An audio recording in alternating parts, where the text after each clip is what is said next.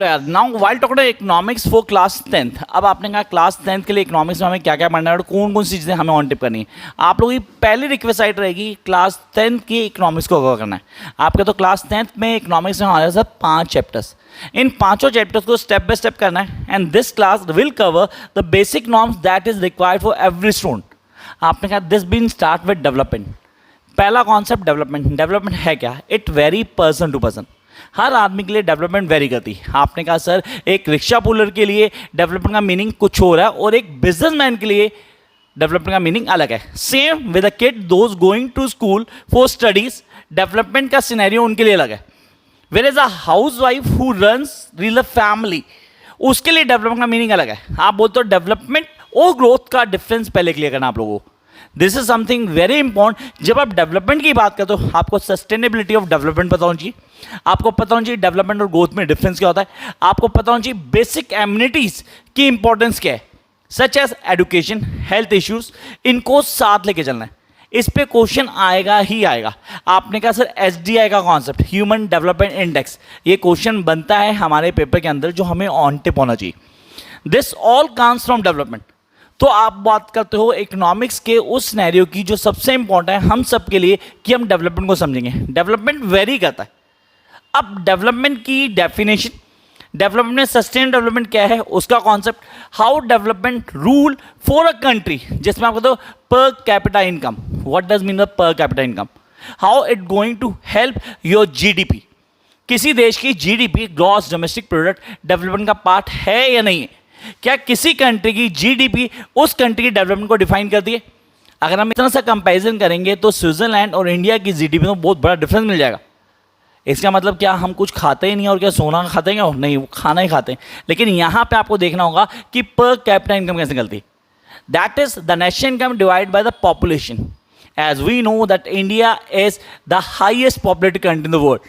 तो yes definitely जब हम जीडीपी को अपनी पॉपुलेशन डिवाइड करेंगे तो हमारी per capita income as compare to other nations कम आएगी। But doesn't mean that India don't have resources और the people those are living in India are not getting resources at their best. Is that okay? ये तो हो गया पहला point, that is development.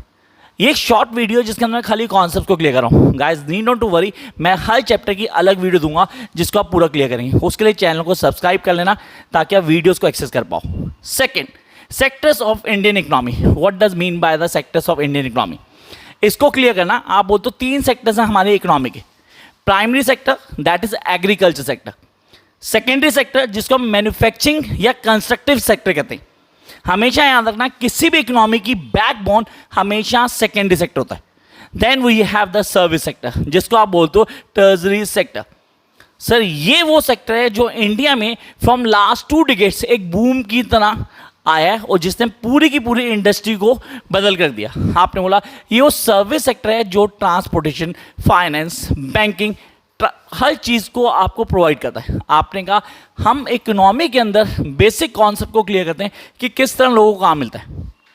काम, जिस काम को करने के बाद आप अपनी लाइवलीहुड को रूल करते हो। आप पढ़ो chapter that is sectors of Indian economy. Economy word, economy very करती है हर क्लास के लिए, हर आदमी के लिए।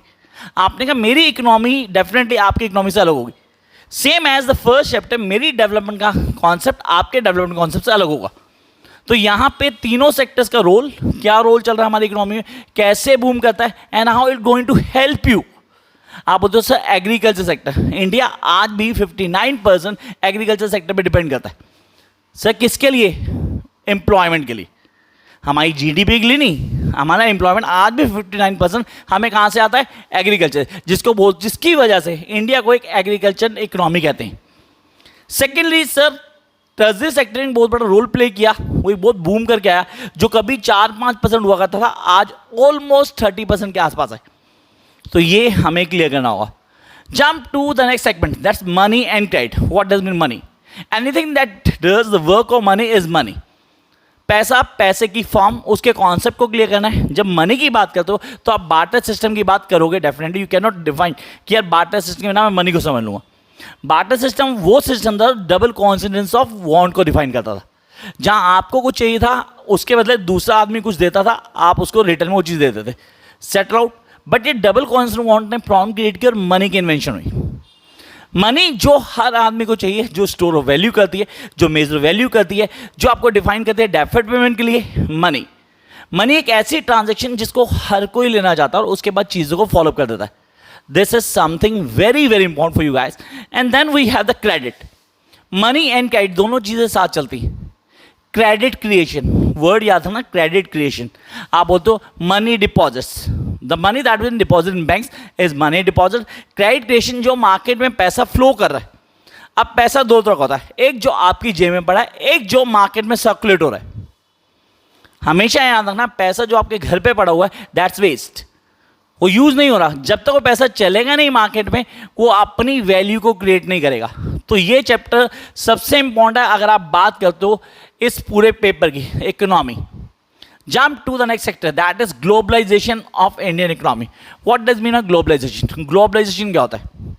Making your economy, Indian economy, a world economy is known as globalisation. इसे कहते हैं ग्लोबलाइजेशन। इम्पैक्ट कैसे आता है, काम कैसे करता है, करने का तरीका क्या है, उस फ्लो को समझो। ग्लोबलाइजेशन बेसिक्स को डिफाइन करता है। ग्लोबलाइजेशन हाईलाइट करता है कि किस तरह एक इकोनॉमी वर्ल्ड की बाकी इकोनॉमी को इम्पैक्ट करती है। That is globalisation. आप बोलते हो आज घर बैठ के हम कोई भी ब्रांड किसी भी कंट्री का ऑर्डर करते हो, हमारे घर पे within a week time आ जाता है। ये मैक्सिमम टाइम है जो विद इन वीक टाइम कहते हो। लेकिन आप कहते हो इसी प्रोसेस को समझने के लिए हमें ग्लोबलाइजेशन समझना पड़ेगा। ये एक पॉलिसी थी जो हमने लगाई थी in reform of 1991, NEP, new economic policies में आई थी, जिसको आपने बोला था sir LPG, liberation, privatisation and then globalisation. Economy का वो कॉन्सेप्ट जो आपको हेल्प करता है ताकि आप बूम कर पाओ, आप कॉन्सेप्ट को समझ पाओ and then go with that flow, that is globalisation. But when it comes to Indian economy, क्या इंडियन इकोनॉमी पूरी तरह से ग्लोबलाइज है? डेफिनेटली है सर। ऐसी कौन सी चीज़ है जो इंडिया में आज अवेलेबल नहीं है? थ्रू आउट द वर्ल्ड दुनिया की सबसे महंगी कारें इंडिया में बिकती हैं, दुनिया के सबसे महंगे फ़ोन इंडिया में बिकते हैं। तो आपने कहा sir Indians are everywhere in the world and that makes your globalisation more solid. Is that clear? The last chapter that is the most easiest chapter of your course, आप बोलते हो इसे बोलते हैं consumer rights. What does mean by consumer right? The right that been given to consumers. Consumers को जो अधिकार दिए गए।